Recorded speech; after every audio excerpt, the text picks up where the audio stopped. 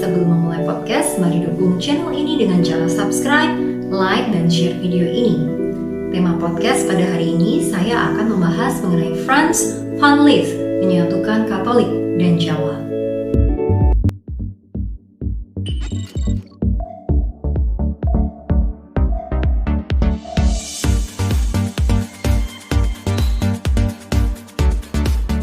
Malah dalam ceritanya itu kan Romo van Lith itu kan sangat dibenci oleh kolonial Belanda karena justru mau mendidik rakyat pribumi untuk mempunyai pendidikan, mempunyai harga diri. Muntilan merupakan salah satu daerah di mana agama Katolik mulai bertumbuh secara menyebar lebih deras.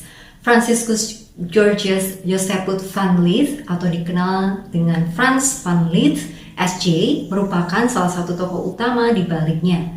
Kongregasi mengutus Van Lith ke Jawa Tengah bersama rekannya Petrus Hovenaars. Van Lith memegang wilayah misi di Muntilan, sementara Hovenaars ditugaskan untuk melakukan misi di Yogyakarta. Tugas pertama mereka, 1. Mempelajari bahasa dan budaya setempat. Bagaimana Frans van Lith memadukan ajaran Katolik dan budaya Jawa dalam berdakwah? Frans van Lith bersama Hovenaars mendirikan sekolah di Muntilan. Hovenaars waktu itu belum dapat memasuki Yogyakarta dan menetap di Mendut.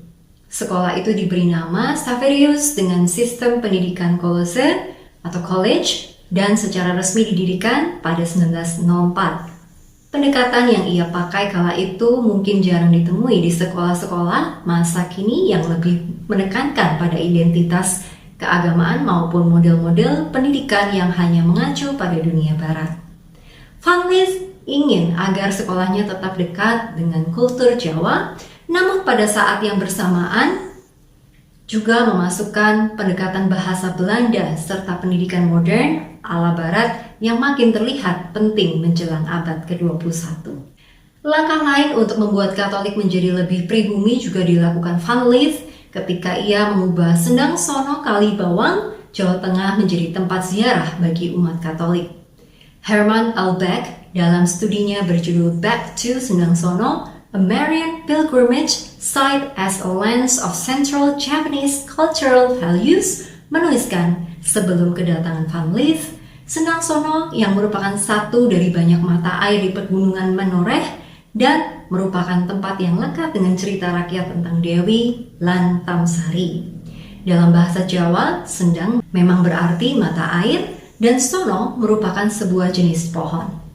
Dikisahkan bahwa Dewi ini memiliki putra bernama Raden Bagus Samiyo, meski ia merupakan seorang perawan. Keduanya dipercaya masyarakat setempat menjadi penjaga dan pelindung mata air tersebut. Masyarakat Kalibawang yang mayoritas muslim percaya bahwa mata air tersebut memiliki kekuatan gaib dan membawa keberuntungan.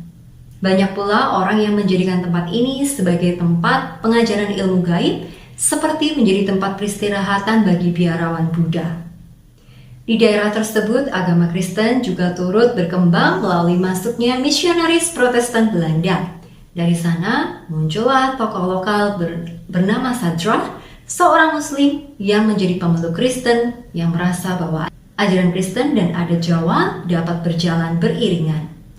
Pandangan ini kemudian diadopsi masyarakat Jawa, sementara misionaris Belanda cenderung tidak dapat menerimanya. Alhasil timbullah konflik di antara mereka.